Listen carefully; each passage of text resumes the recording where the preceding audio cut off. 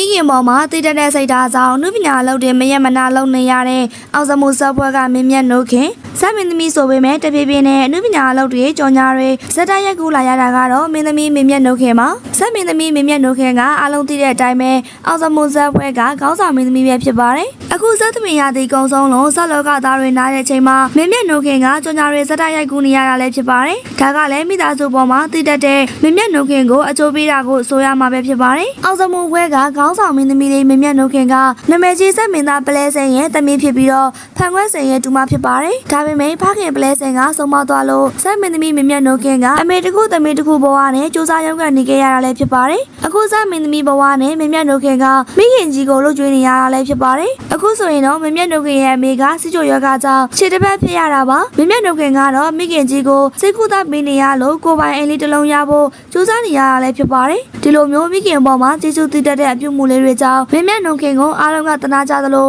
အနုပညာလုပ်တွေလည်းလောက်ခံကြတာဖြစ်ပါတယ်ချစ်ချွနေကြတဲ့ပြည်သက်တွေကရောအောင်စမှုပွဲကမင်းမြတ်နိုးခင်ကိုအားပေးကြသလားဆိုတာခွန်မာယူသွားပြီးခဲ့ကြပါအောင်ရှင်မင်းမြတ်နိုးခင်ကိုလက်ပြမိတာအပေါ်မှာမီဒီယာကနေတစင်းတောင်းပန်ခဲ့ရတဲ့အောင်စမှုစင်မော်မှာဆက်ကားတဲ့အခါမှာမင်းမြတ်နိုးခင်ကိုနာကျင်အောင်လုပ်မိရင်တောင်းပန်ပါတယ်လို့ပြောသွားတာကတော့ဇက်မင်းသားအောင်စမှုပဲဖြစ်ပါတယ်ဒါကလည်းအောင်စမှုကမင်းမြတ်နိုးခင်ကိုနာကျင်အောင်ကိုရီလက်ရလုံးမိလိုက်လို့ပါမင်းမြတ်နိုးခင်နဲ့အောင်စမှုတို့ကခေါင်းဆောင်မင်းသားမင်းသမီးတွေရဲ့ဖြစ်အောင်စမှုစက်သမီးမှာခပ်ပြဖြပြနေကြတဲ့သူတွေလည်းဖြစ်ပါတယ်အထူးသဖြင့်ပြီးခဲ့တဲ့စက်သမီးရာဒီမှာအောင်စမှုအဖွဲ့ဟာတော်တော်လေးကိုပြည်သက်တွေရဲ့အားပေးမှုကိုအများပြားရရှိခဲ့တဲ့သူတစ်ယောက်လည်းဖြစ်ပါတယ်ဒါကလည်းအောင်စမှုကအားကျိုးမှန်တဲ့အမှုပညာကိုစ조사ဖြောပြခဲ့တာကြောင့်ပါဒီလိုဖြောပြတဲ့နေရာမှာအားမှန်ပါတာကြောင့်ဇက်မင်းသမီးမင်းမြတ်နိုးခင်အပေါ်မှာနာကျင်အောင်လုပ်မိတာတွေစပင်ဆောက်ဆွဲမိတာတွေရှိပါတယ်ဒါကြောင့်မင်းမြတ်နိုးခင်ကတော်တော်လေးကိုတီးခံခဲ့ပြီးတော့အောင်စမှုဇက်မှာကပြဖြောပြနေရတာလည်းဖြစ်ပါတယ်အခုတခါမှာတော့အောင်စမှုကသူ့ရဲ့နုပညာပေါ်မှာအားမှန်ပြင်းနဲ့ဖြောပြမိလို့မင်းမြတ်နိုးခင်နာကျင်ပင်ပန်းရတာတွေကိုတောင်းပန်ပါတယ်လို့ဆိုခဲ့ရတဲ့တွေ့ရှိရပါတယ်အခုချိန်မှာတော့အောင်စမှုကလူရှင်တော်တွေကိုလက်ပါလိုက်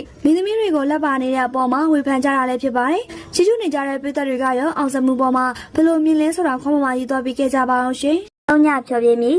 မဟာချိုင်မှာအလုတမများကားစင်းလုံးသွားဖို့အတွက်ပြင်ဆင်နေကြတယ်ဆိုတဲ့အကြောင်းအရာတင်ဆက်လို့ပေးသွားပါမယ်။အောင်စမှုဇက်တပင်ဟာထိုင်းနိုင်ငံကန်ချာဘူရီမှာ